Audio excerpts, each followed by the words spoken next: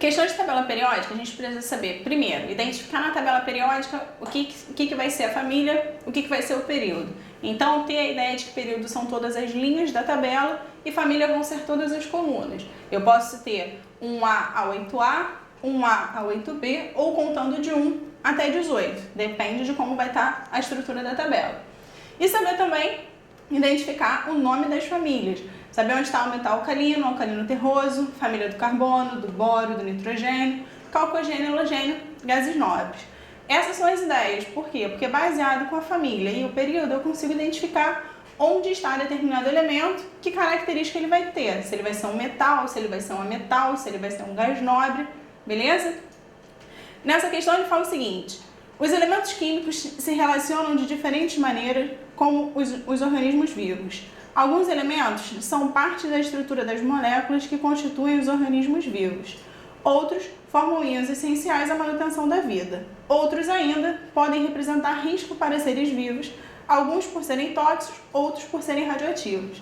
Observe o esquema da tabela periódica no qual estão destacados os elementos químicos identificados pelas letras W, X, Y e Z.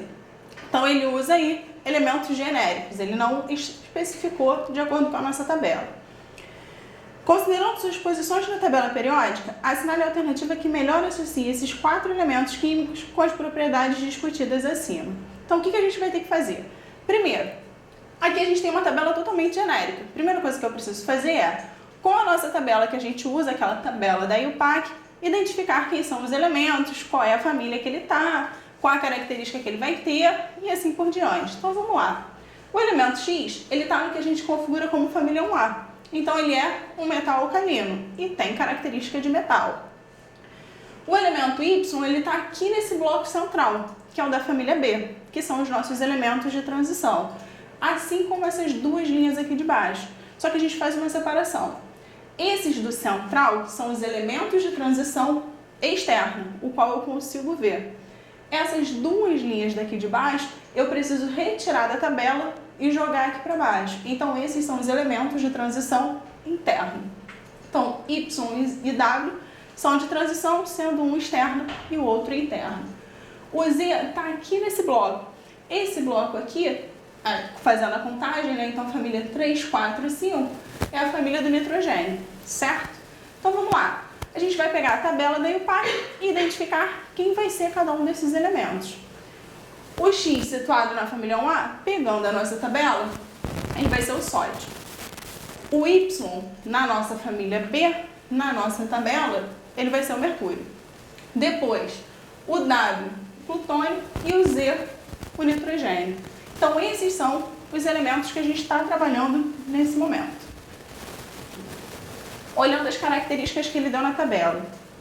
O W é um elemento radioativo, está nessa posição aqui da tabela, então está correto. O X é o que a gente chama de íon essencial, o íon de sódio, na descrição que ele deu lá em cima, que é essencial para os seres vivos. O Y, o mercúrio, né? É um metal de característica tóxica.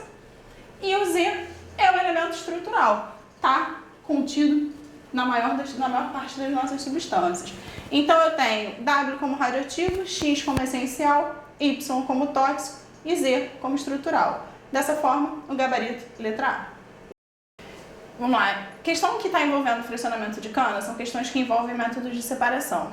Então a primeira coisa que a gente precisa saber é quais são os tipos de métodos de separação que a gente tem.